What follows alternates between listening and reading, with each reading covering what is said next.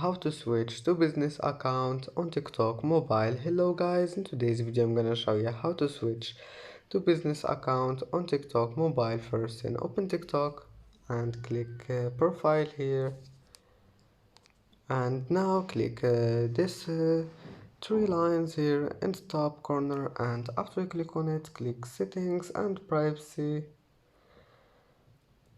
and here you will find this one here, manage account, and then click switch to business account, and here you can switch it. Just click next, and it's easy. And that's it for today's video. If you like this video, don't forget like and subscribe, and thank you for watching this video until the end, and see you in the next video.